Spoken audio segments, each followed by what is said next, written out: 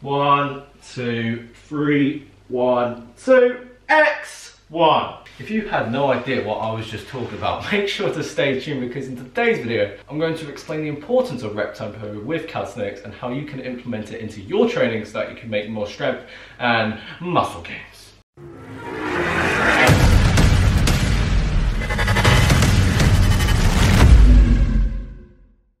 Hi, what's cracking, my fellow crew members of the Gain Train Express? How are you doing today? If you're new to this channel, then make sure to subscribe to the channel and turn on post notifications, because if you're new to bodyweight training and calisthenics, this is your home of bodyweight strength training, because every single video I make on this channel is dedicated specifically for people like you, my friend. Right, so as I said earlier, or a few seconds ago, rep tempo is so important, and it's so important to track, especially when you're more of an intermediate and advanced athlete. But the reason why I typically don't talk about it is because, especially with my clients, I want to focus on one thing at a time. You know, I want to focus on getting down that body awareness, mind muscle connection, and proper form and technique. So if I throw too many things at them at once, obviously they're going to be overwhelmed. And also the reason why I like to go more into depth with rep tempo later is because I also want to get down proper breathing patterns first. And speaking of breathing patterns, if you haven't actually watched my video yet on how to breathe properly in order to maximize your workouts, make sure to check out the card above here, as I'll link you to that video of mine. Right, now enough of the jibber jabber, let's get into the good stuff. Right, so when it comes to understanding rep tempo, there's 4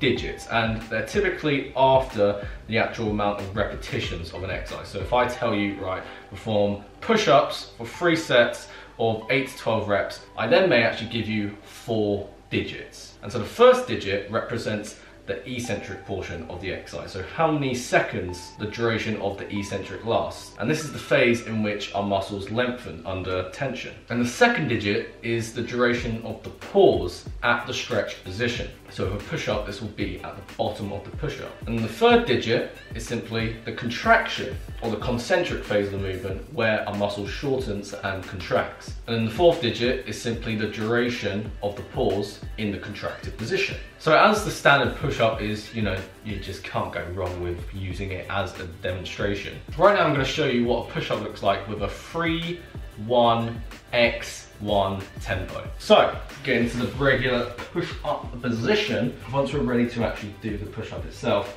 the eccentric, 3 seconds, as I said, right? So 1, 2, 3, 4. Second digit 1, X, which basically means explosive, because especially with a compound exercise like the push-up, we want to be performing the concentric as explosively as we can to activate those fast twitch muscle fibers. But anyway, then the fourth digit, 1, so squeeze for a second. Let me actually go for it again. So 1, 2, 3, 1, X, 1, 1, 2, 3, 1, X, 1. And so there's a few reasons why tracking rep tempo is actually so important, especially as you advance through bodyweight training and calisthenics. And so number 1, that actually creates consistency and clarity of each exercise you're performing. Because when we're tracking rep tempo, we're also tracking the time under tension, which, as I'm sure you are aware, is critical for strength and muscle, particularly hypertrophy. And number 2, it makes your workouts a lot easier to track. As the saying goes, what gets measured gets managed. And so for example with me, as you know, if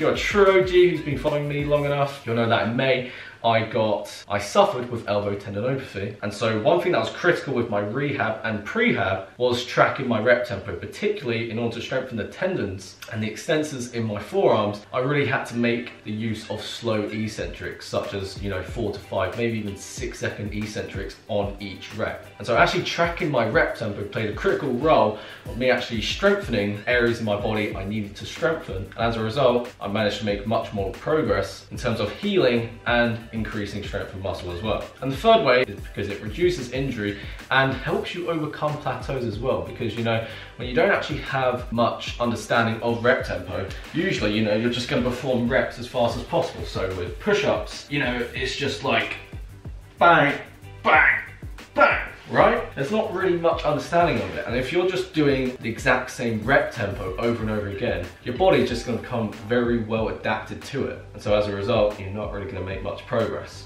And a key strategy I actually learned from Tom Merrick, aka Bodyweight Warrior, when he was on the School of Calisthenics podcasts, was that a great way to change the stimulus of any exercise in order to bust through plateaus and keep on making strength and muscle gains is to actually manipulate the rep tempo. And since I've actually applied this tip myself, I haven't plateaued since. And if I have, I've simply manipulated the rep tempo and continued to progress from there. So you may be watching this now and be like, Jake, you know, I don't care about your stories. How can I actually do this myself? And so obviously when it comes to rep tempo, particularly with, let's say, pure strength, going as heavy and as explosively and as powerfully as possible, you'd want to use a short rep tempo, you know, such as a 10x1 in order to stimulate those fast twitch muscle fibers. Then for hypertrophy, you'd want to maybe focus more on moderate reps, moderate intensity, you know, such as a 3-second eccentric, a 1-second pause, an explosive concentric, and then a 1-second pause in the contracted position as well. As this is also a great way of developing body awareness and that mind-muscle connection, which is critical for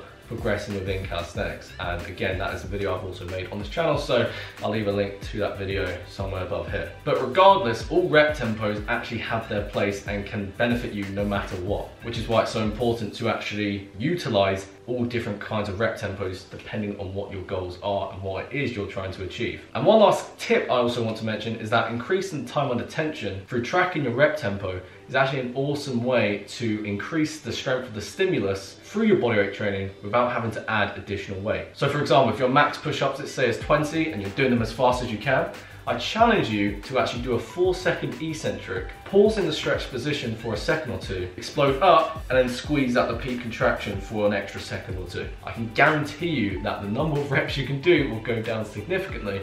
That's good, because the exercise itself is actually getting a lot harder. And so that's it. If you like this video, you enjoy my content, you enjoy watching every single minute and every single second of this video, make sure to give this video a thumbs up and comment down below that this video came a good hand to you. So if you want to start the new year with a bang and transform your body as fast as you possibly can with calisthenics without a gym membership necessary if you don't want to go to the gym, make sure to head over to my website to begin your body transformation now, and I look forward to seeing you on the other side and potentially working with you as well. And so that's enough for me today. Enjoy the rest of your day, my friend, and as always, stay beautiful.